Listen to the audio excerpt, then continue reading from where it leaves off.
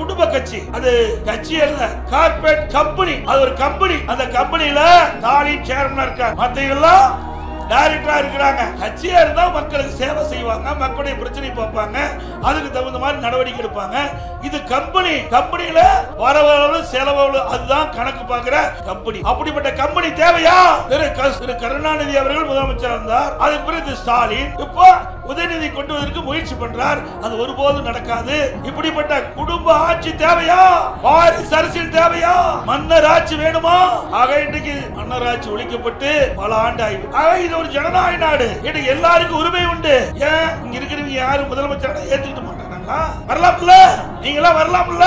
இது அண்ணா திமுக கட்சியில தான் நடக்கும், வேற எந்த கட்சியிலும் நடக்காது. திமுக கட்சியை பொறுத்த வரைக்கும் அந்த குடும்பத்தில் இருக்கின்ற உறுப்பினர்கள் மட்டும்தான் கட்சியிலையும் அதிகாரத்துக்கு வர முடியும், ஆட்சியிலையும் அதிகாரத்துக்கு வர முடியும். ஆனால் அனைத்து இந்திய அண்ணா திராவிட முன்னேற்ற கழகத்தை பொறுத்த வரைக்கும் சாமானிய தொண்டன் கூட இந்த கட்சிக்கு பொதுச் செயலாளராகலாம், தமிழ்நாட்டுடைய முதலமைச்சராகலாம். இந்த கட்சியில் ஜனநாயக அமைப்புள்ள ஒரே கட்சி அண்ணா திமுக.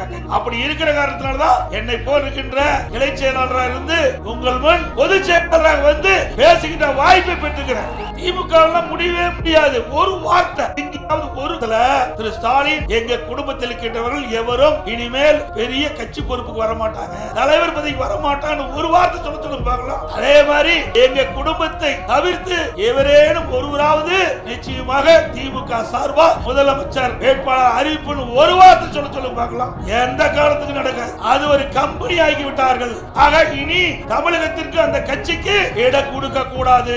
ஏனென்றால் இது மிகப்பெரிய ஒரு நோயாக மாறிவிடும். ஆகவே குடும்ப ஆட்சிக்கு முற்றுப்பெயரில் வைக்கின்ற தேர்தல் 2026 சட்டமன்ற பொதுத் தேர்தல்.